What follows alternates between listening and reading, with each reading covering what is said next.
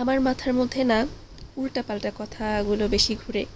যেমন ধরেন, এই যে আমরা যে বেঁচে আছি, মানে ধরেন 20 বছর 25 বছর ধরে আমরা যে প্রথম জন্মের প্রথম 1 বছর তো খাইতে পারি নাই, বা 6 মাস 1 বছর এরকম স্বাভাবিক খাবার কি বুঝি নাই।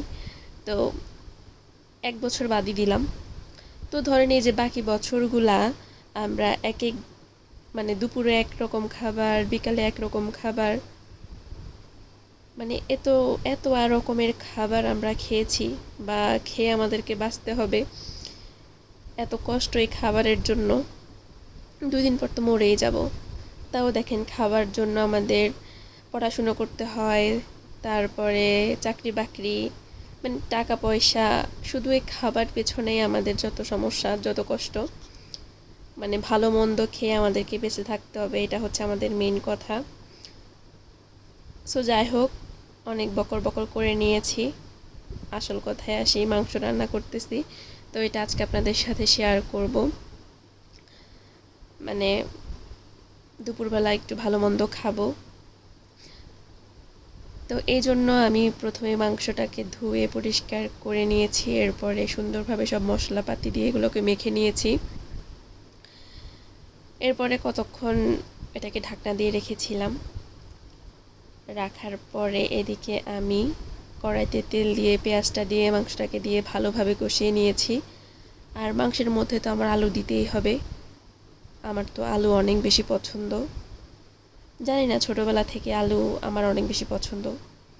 এটা অনেকের পছন্দ, আবার অনেকের পছন্দ না, যাই হোক।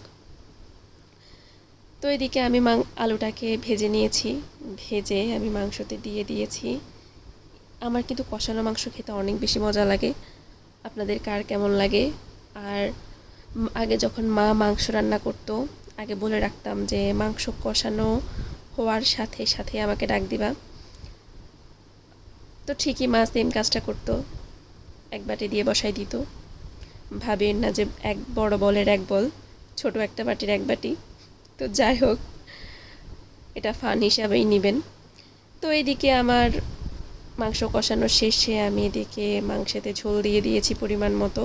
আর এদিকে মামার জন্য আলাদাভাবে মাংস রান্না হচ্ছে, কারণ মামা ঝাল খাবে না, উনি একটু অসুস্থ, যার কারণে ওনার জন্য একদমই ঝাল ছাড়া রান্না হচ্ছে।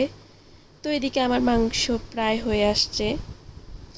আপনাদের দুপুরে কি কি রান্না হচ্ছে অবশ্যই কমেন্ট করে জানাবেন। আর এদিকে আমার মাংস রান্না কমপ্লিট। মাংসের কালারটা কেমন হয়েছে কমেন্ট করতে একদমই ভুলবেন না। তো আজ এ পর্যন্তই, দেখা হবে পরে অন্য কোনো ভিডিওতে।